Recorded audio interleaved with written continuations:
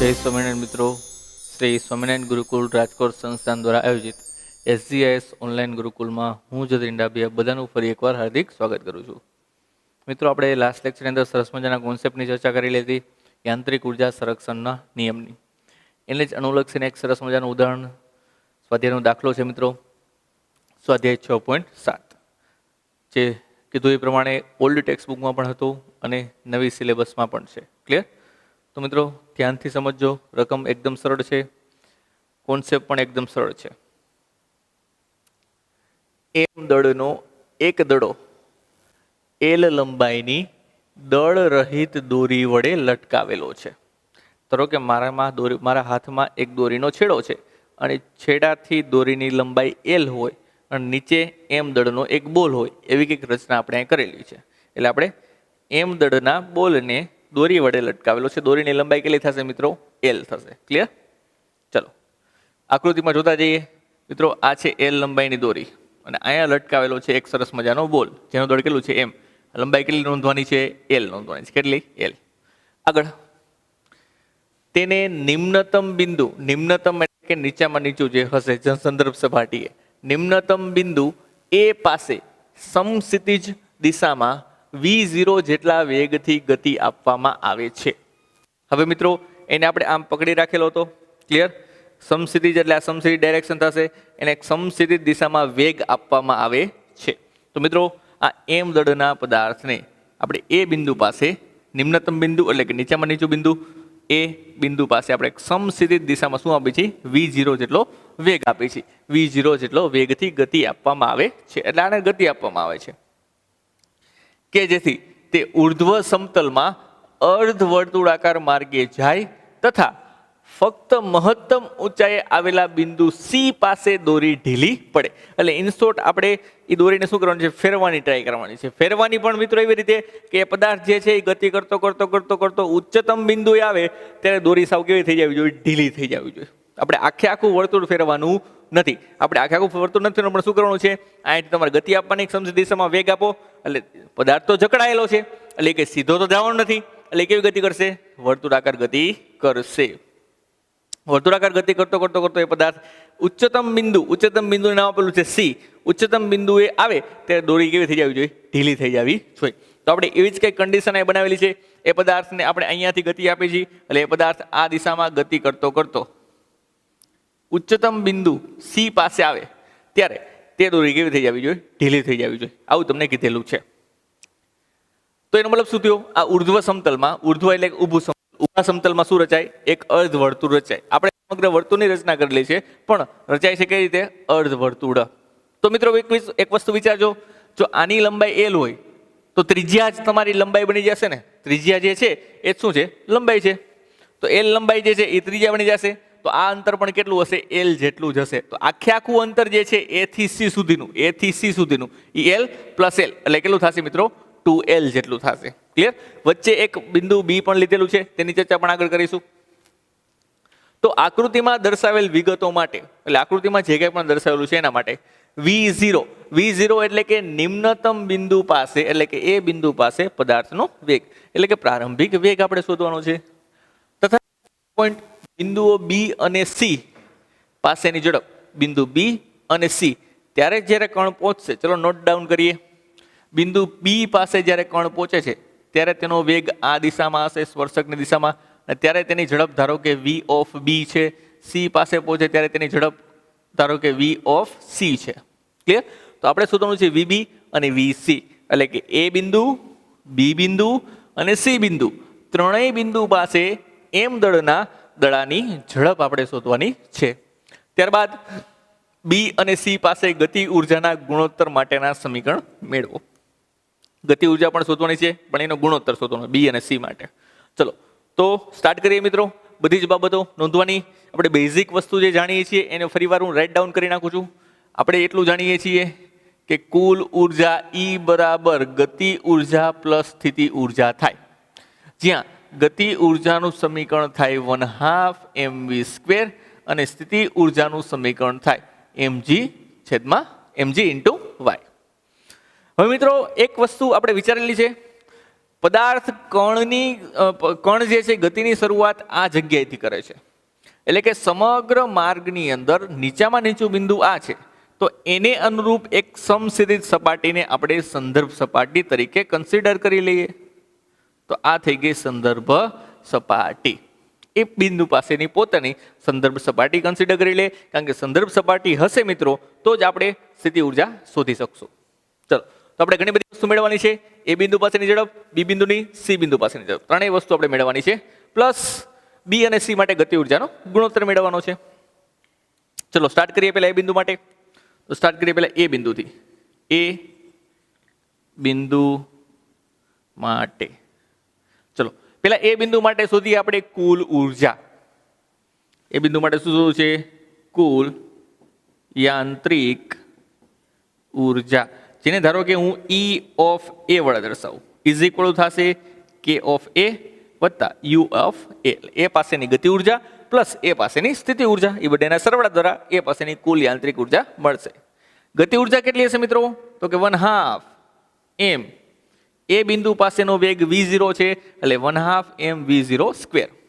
ત્યારબાદ યુ એ એટલે ખરેખર થાય mg ઇન્ટુ સંદર્ભ સપાટીથી તેની ઊંચાઈ. મિત્રો એ બિંદુ તો એક્ઝેક્ટ સંદર્ભ સપાટી પર જ આવેલું છે, તેનાથી કોઈ પણ ઊંચાઈ આવેલું નથી, એટલે સંદર્ભ સપાટીથી તેની ઊંચાઈ શું થશે? 0. એટલે સ્થિતિ ઉર્જા તમને એ બિંદુ પાસે મળશે નહીં, માત્ર શું મળશે? ગતિ ઉર્જા. તો આવું લખી દઈ, કુલ ઉર્જા E ઓફ A બરાબર E થશે 1/2 m v0 સ્ક્વેર. આને આપી દઈએ આપણે સમીકરણ નંબર 1. ક્લિયર? ત્યારબાદ એ બિંદુ પાસે પરિણામી બળ કેટલું લાગે છે એ પણ શોધીએ. મિત્રો ખાસ સમજો, mg એટલે કે વજન બળ નીચેની તરફ લાગશે અને દોરી સાથે સંકળાયેલું હોવાથી તણાવ બળ ક્યાં લાગશે? ઉપરની તરફ. હવે તમે જ્યારે ફેરવવાની શરૂઆત કરશો ત્યારે આ પદાર્થ જે છે એ દોરીમાંથી છટકીને નીચે નથી આવી જતો, દોરીમાંથી છટકીને નીચે આવી જતો નથી, પણ કેન્દ્રને અનુલક્ષીને શું કરે છે? વર્તુળાકાર ગતિ કરે છે. કેન્દ્રને અનુલક્ષીને શું કરે છે? વર્તુળાકાર ગતિ કરે છે. માટે ઉર્ધ્વ દિશામાં લાગતું ટી તણાવ બળ અને અધો દિશામાં લાગતું વજન બળ, એમાંથી ટી નું મૂલ્ય કેવું હશે? વધારે હશે. એટલે માટે એ દોરી સાથે શું કરે છે? જકડાયેલો રહે છે. એટલા માટે તમે એ બિંદુ પાસે જો પરિણામી બળની ચર્ચા કરો તો એ પરિણામી બળ T - mg જેટલું થશે. તો એ બિંદુ માટે પરિણામી બળની ચર્ચા કરીએ. ચલો અહીંયા ઉપર આવી જઈએ. એ બિંદુ માટે પરિણામી બળ, બિંદુ એ પાસે પરિણામી બળ. એ પરિણામી બળ કેટલું થશે? પરિણામી બળ થશે મિત્રો T - mg જેટલું. અને એ પરિણામી બળ કઈ બાજુ મળશે? તો કે એ પરિણામી બળ મળશે તમને કેન્દ્ર તરફ. ક્યાં મળશે? કેન્દ્ર તરફ. એ પરિણામી બળ ક્યાં મળશે? કેન્દ્ર તરફ. એટલા માટે એવું લખી શકીએ એ પરિણામી બળ જે છે એ તમારું બનશે કેન્દ્રગામી બળ. કેન્દ્રગામી બળ એટલે કે m v0 square by r. r એટલે કે ત્રિજ્યા. ત્રિજ્યા તરીકે આપણે શું લખીએ છીએ? l. એટલે અહીંયા થશે m v0 સ્ક્વેર છેદમાં l. T - mg is equal to m v0 square by l. આ થયું એ બિંદુ પાસેનું પરિણામી બળ. અને ટેમ્પરરી આપણે એમના મૂકી દઈએ, પછી જરૂરિયાત પડશે ત્યારે યાદ કરીશું. આને આપી દઈએ સમીકરણ નંબર 2. ચલો હવે ડાયરેક્ટલી આવતા રહી સી બિંદુ પાસે. હવે વાત કરીએ સી બિંદુ પાસે. સેમ ચર્ચા કરવાની છે. તેની પાસે પહેલા કુલ યાંત્રિક ઉર્જા શોધી લઈએ. ચલો કુલ યાંત્રિક ઉર્જા, કુલ યાંત્રિક ઉર્જા પણ સી બિંદુ પાસે હોવાથી આપણે લખીશું E of C. E of C એટલે કે ગતિ ઉર્જા પ્લસ સ્થિતિ ઉર્જા, K ઓફ સી વત્તા U ઓફ સી. હવે K ઓફ સી એટલે ત્યાં તેની ઝડપ ધારો કે VC ધારેલી છે. આપણે સી બિંદુ પાસે પદાર્થની ઝડપ કેટલી ધારેલી છે? VC. લખીશું 1/2 m VC નો સ્ક્વેર પ્લસ સ્થિતિ ઉર્જા. મિત્રો એ સંદર્ભ સપાટીથી સી બિંદુ કેટલી ઊંચાઈ છે? તો કે 2l જેટલી ઊંચાઈ છે. તો આપણે લખી શકીએ અહીંયા mg ઇન્ટુ 2l. થોડુંક વ્યવસ્થિત લખીએ એટલે થશે 1/2 m VC સ્ક્વેર વત્તા 2mgl. આ થઈ સી બિંદુ પાસેની કુલ યાંત્રિક ઉર્જા, જેને આપણે સમીકરણ નંબર 3 આપી દઈએ. ત્યારબાદ ત્યાં પણ ચર્ચા કરીએ આપણે સી બિંદુ પાસે પરિણામી બળ. મિત્રો યાદ રાખજો, સી બિંદુ પાસે દોરી ઢીલી પડે છે. દોરી ઢીલી પડતી હોવાથી ત્યાં તણાવ બળ હશે નહીં. એટલે માત્ર ને માત્ર શું લાગશે? વજન બળ. કઈ દિશામાં? અધો દિશામાં. અને કેન્દ્ર તરફ હોવાથી એ વજન બળ એ જ તમારું શું બનશે? કેન્દ્રગામી બળ બનશે. મિત્રો લખીએ હવે, સી બિંદુ પાસે દોરી ઢીલી પડતી હોવાથી પરિણામી બળ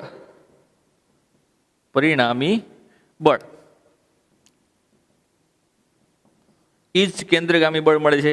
પણ પરિણામી બળ કેટલું મળશે મિત્રો? માત્ર mg.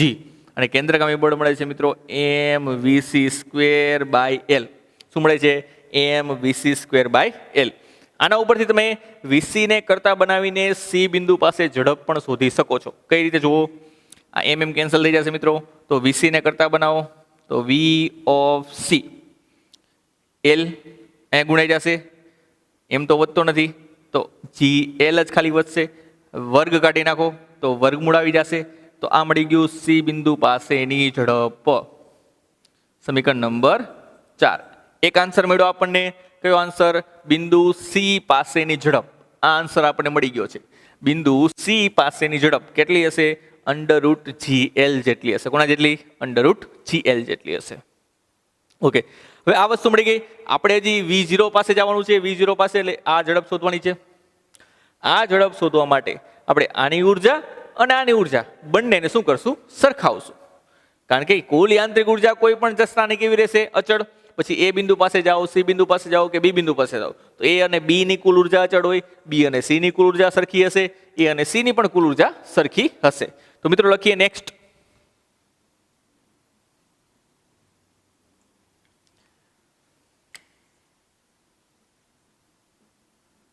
યાંત્રિક ઉર્જા સંરક્ષણના નિયમ પરથી સમીકરણ નંબર 1 અને 3 એટલે કે એ પાસેની કુલ ઉર્જા અને સી પાસેની કુલ ઉર્જા સરખાવતા સમીકરણ નંબર 1 અને 3 સરખાવતા સમીકરણ નંબર 1 છે મિત્રો, આપણે લખી દઈએ. ચલો, EA is equal two EC. તો EA બરાબર છે 1/2 m V0 સ્ક્વેર, જ્યારે EC બરાબર છે 1/2 m VC નો સ્ક્વેર. VC તમને મળ્યું છે √GL, એનો સ્ક્વેર એટલે ખાલી થશે GL વત્તા 2mgl વત્તા 2mgl. ચલો, આખા સમીકરણને 2 વડે ગુણી નાખો તો અહીંયા થઈ જશે mv0 સ્ક્વેર, અહીંયા થઈ જશે mgl વત્તા અહીંયા થઈ જશે 4mgl. આખા સમીકરણને કેટલા વડે ગુણી છે? 2 વડે. એટલે આ 2 વડે ગુણો એટલે 1/2 કેન્સલ થશે, અહીંયા 2 વડે ગુણો એટલે 1/2 કેન્સલ થશે, આને 2 વડે ગુણો એટલે 2 દુ 4 થશે. મિત્રો બધી જ બાજુથી m કેન્સલ આઉટ થાય તો gl વત્તા 4gl એટલે 5 થશે, એટલે v0 સ્ક્વેર એટલે થશે 5gl. તો આના ઉપરથી આન્સર નંબર 1 v0 એ થશે √5gl. શું થશે? √5gl. આને આપી દઈએ આપણે સમીકરણ નંબર 5. તો 2 આન્સર મળ્યા.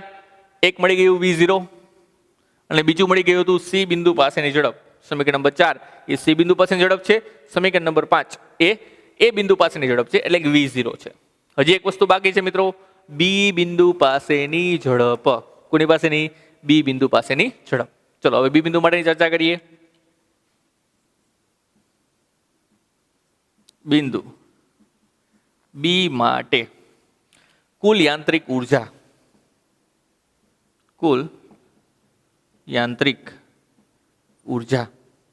E of B is equal to K of B એટલે કે બી પાસે ગતિ ઉર્જા વત્તા બી પાસે સ્થિતિ ઉર્જાના સરવાળા દ્વારા બી પાસેની કુલ યાંત્રિક ઉર્જા મળશે.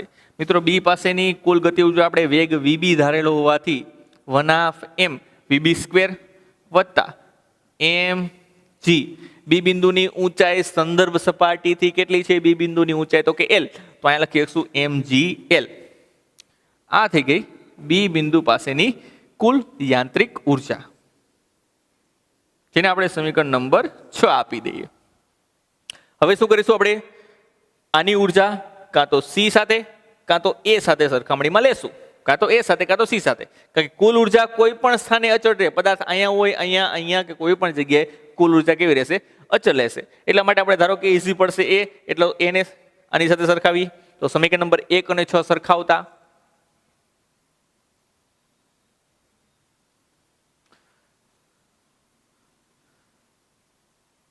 સમીકરણ નંબર 1 અને 6 સરખાવતા ચલો, સમીકરણ નંબર 1 છે ઈ એ અને સમીકરણ નંબર 6 છે ઈ બી.